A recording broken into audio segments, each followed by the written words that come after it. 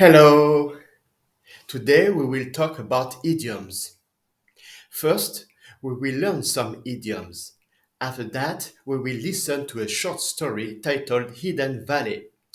Then we will have a quick quiz on these idioms. And finally, we will learn how to write a narrative paragraph. And I hope you will be able to use the idioms in your narrative paragraphs. Which idioms are you familiar with? Well, let's check some idioms. For example, number one. So hungry, I could eat a horse. What does it mean? Could you eat a horse? Of course not. That just means that you are very hungry. You want to eat food. So hungry, I could eat a horse. So hungry, I could eat a horse.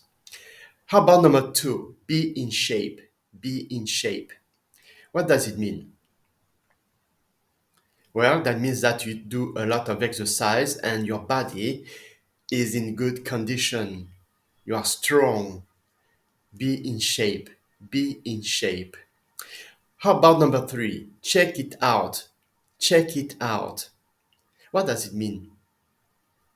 Well, so let's say that you go on vacation with your friends or your family, and your friends say, "Look at this scenery. It's so beautiful. Check it out." And what will you do? Well, you will take a look. You will check it out. You will check it out. Check it out. Now let's move to hit the road. Hit the road. When you are at a party and you want to leave in the evening, you may tell your friends, "Bye bye. I gotta go home. I have to hit the road. I have to hit the road.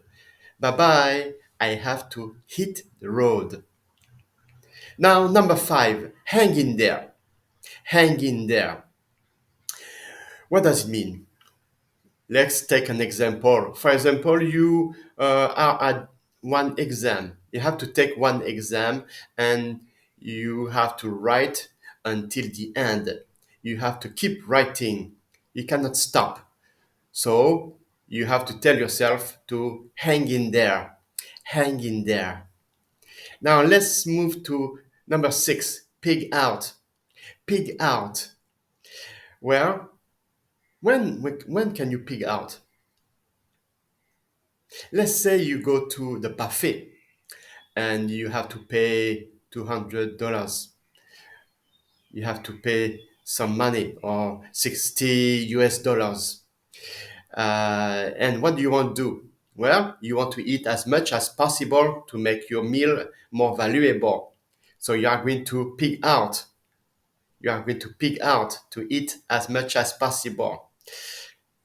Pig out. Now let's move to number seven, scared to death. Scared to death.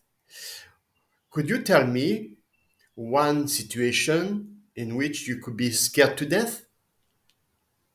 Well, Halloween, very good for the Halloween celebration. What are your friends going to do? Well, they are going to scare you, right? They are going to play a trick on you. So, what will you say? That's right, you will say, "Wow, very good. You scared me to death." Now let's move to the last idiom, take a break. What does it mean to take a break? Well, it means that you want to stop doing something. You want to take a rest. Maybe you want to take a nap or you want to drink coffee. Some people want to read the news, so you may take a break. Now let's move to a short reading titled Hidden Valley. The story goes like this. Rita and Colleen have been friends for a long time. Recently, Rita invited Colleen to go on a hike up at Yangmingshan. It was a beautiful day and a hike they will never forget. Colin says, "Hey, thanks for inviting me to go on a hike. This is a nice trail. Have you ever hiked here before?" Rita says, "Yep, I've hiked here a lot this summer." Colin says, "You must be in a great shape. This trail is pretty steep." Rita says, "Well, I try to exercise often. I like hiking in these mountains too. Not very many people come up here." Colin suddenly grabs Rita's arm, closes her eyes, and screams, "What's that over here?" Rita says, "Nothing, it's just a stick." Colin says, "That scared me to death. I thought it was a snake." Rita says, "Relax, come on, let's go up this hill over here."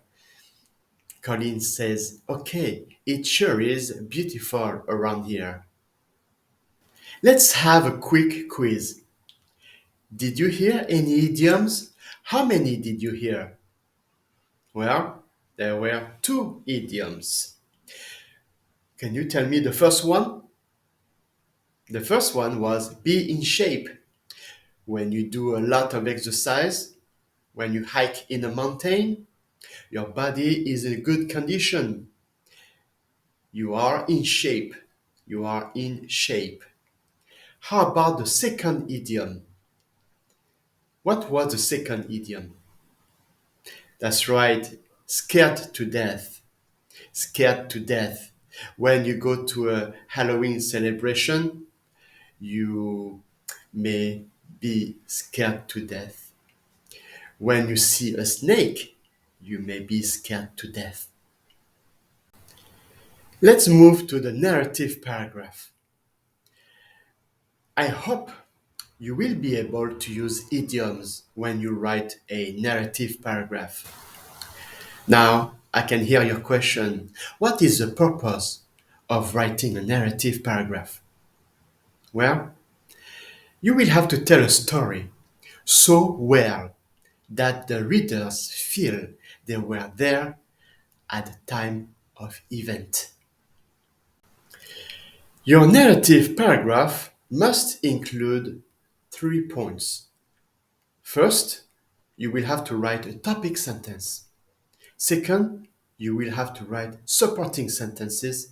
And finally, you will have to write a concluding sentence. The topic sentence gives the reader some background information. It introduces you as the main character of the story.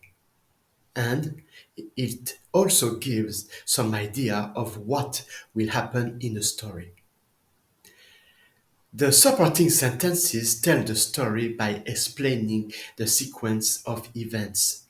They also give some sensory details. For example, you may talk about the sight, the hearing, the taste, as well as how the writer felt at the time of event. Finally, the conclusion is a brief summary of the sequence of events. If you want to write a narrative paragraph, the first step will be to explore your topic. There are four writing techniques to do that. The first writing technique is free writing. You will write for 20 minutes. Then you will stop after 20 minutes and you will need to find some ideas in your writing to write your paragraph. The second writing technique is brainstorming.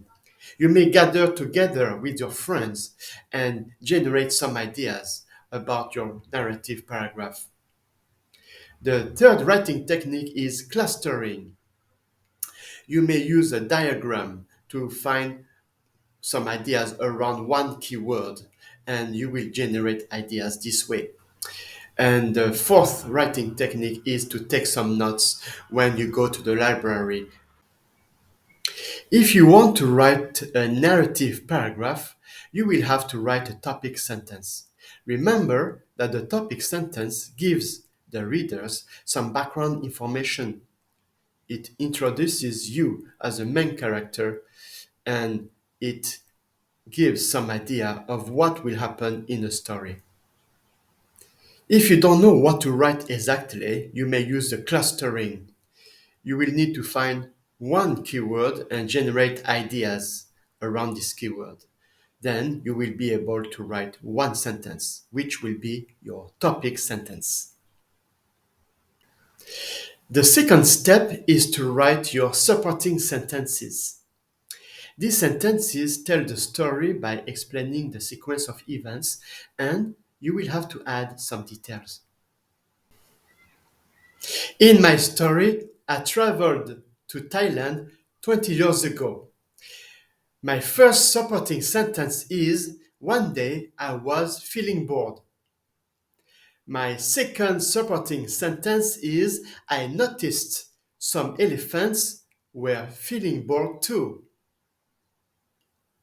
And my third supporting sentence is I wanted to play with the elephants. The third step of your writing will be to add sensory details to each supporting sentence. For example, my first supporting sentence with details is one day I was feeling bored. I was in Thailand and I wanted to have fun. Step 4 is to write your rough draft.